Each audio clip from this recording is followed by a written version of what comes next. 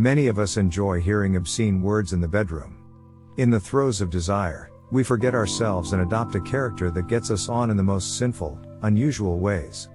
But there's a lot more to it. What is it about erotic dialogue that makes us feel more aroused sexually? When we go below the naughtiness, we may discover that dirty language is about more than just bringing out our wild side. Keep watching until the end of the video because I will demonstrate the science of dirty talk and how dirty talk increases sexual pleasure.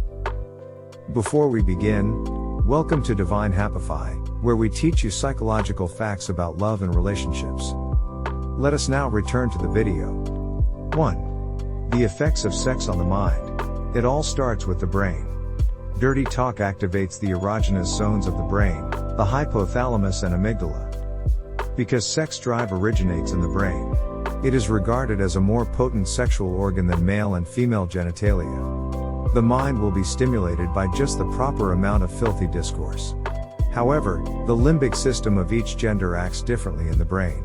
According to research published in the journal Hormone Research, two parts of the hypothalamus, the preoptic area, and the suprachiasmatic nucleus have different roles in female and male brains. The preoptic region, which is engaged in mating behavior, is nearly 2 times bigger, and includes 2 times more cells in men than in women. Meanwhile, the form of the suprachiasmatic nucleus, which is involved in circadian rhythms and reproductive cycles, varies. Males have a sphere-shaped nucleus, whereas females have an elongated nucleus. Men with a bigger hypothalamus have more testosterone circulating in their bodies, which stimulates their desire for sex. Women, on the other hand, have a lower testosterone level and a smaller hypothalamus, which means their sex desire isn't as intense as a man's. Men and women's brain function differs in numerous aspects when it comes to sex, including biological distinctions. The dirty conversation is a total mind and body experience, according to Daryl Chaffee, owner of Polaris Counseling and Consulting in Podunk, RI, who specializes in couples, relationships, sex, and neuropsychology. People prefer filthy speech because it stimulates all areas of the brain while also stimulating the body, Chaffee told Medical Daily. During foul conversation, same parts of the brain are touched upon as when we talk about our feelings. According to Chaffee, many powerful women love being more submissive in bed since it activates the amygdala in their daily lives and careers. This is our fear center, which is also highly engaged in sexual excitement and pleasure. The brain's hearing center, which includes the temporal lobe, frontal lobe, and occipital lobe, processes whispers, groans, and screams accompanied by a foul conversation. The mind, after all, is an erogenous zone. The brain's function in determining both sexual desire and sexual pleasure is further evidenced by the way it arranges the remainder of our erogenous zones. Asking our partners what they need from us and what we need from them opens up avenues of communication and shows that we're willing to experiment in the bedroom. In order to achieve sexual excitement, we must express our desires for sexual roles and listen to what our partners want to do to us. Couples engage in filthy talk to heighten their excitement and discuss dreams that they may not want to make into reality, but talking about them may be even better, according to Dr. Ava Caudale, a professional speaker, writer, and sex therapist in Los Angeles, California. 2. In the bedroom, communicating sexual fantasies, committing sexual actions and talking nasty necessitates 2 distinct mindsets. Unlike actual sex actions, dirty language is something we do on our own.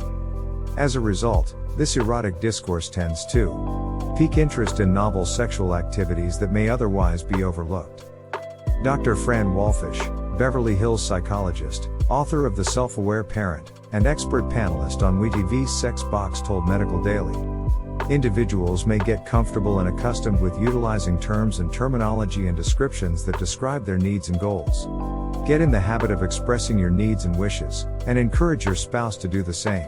The more comfortable we are talking about sex, the more satisfied our sex lives will become, according to 2012 research published in the Journal of Social and Personal Relationships.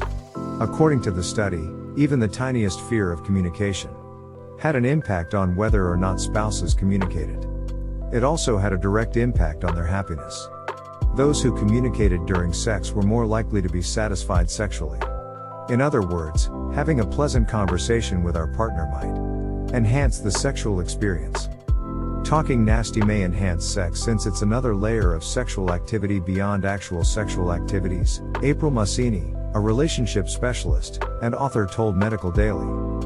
Dirty language can also elicit orgasms from your lover. Even without genital stimulation, some women and men can be so turned on by vulgar conversation that they get wet or erect an orgasm. According to Massini, the power of foul words may help people get out of their heads and into the atmosphere. 3. The good girl complex and dirty talk. The Madonna whore complex, like the nice girl complex, is merely one part of what men crave. Sex always appears to be the line that the good girl crosses, where all they have to do is screw someone to be labeled a bad girl. Pop culture has maintained this problem, as seen by songs like Robin Thicke's Blurred Lines, in which he expresses his dissatisfaction with the system. For women, dirty language is a liberating experience that allows them to break free from this thinking and feel at ease with their sexuality and wants. According to Wallfish, it's where individuals welcome their dreams and where that straight-laced version of a person will like being tied up, being called particular names, and using vulgar nicknames for genital parts when they wouldn't normally consider such activity. By allowing partners to go deeper into our everyday lives, it removes inhibitions and unveils bedroom characteristics. Words like slut or whore, for example, may turn on some women even if they find them repulsive outside the bedroom. Women have the ability to reclaim the phrase and utilize it in their own terms.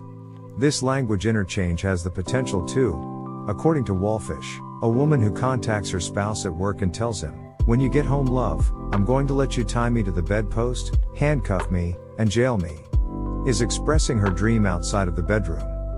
Perhaps she has a dependent personality and enjoys the concept of surrendering to a commanding, forceful force, she speculated.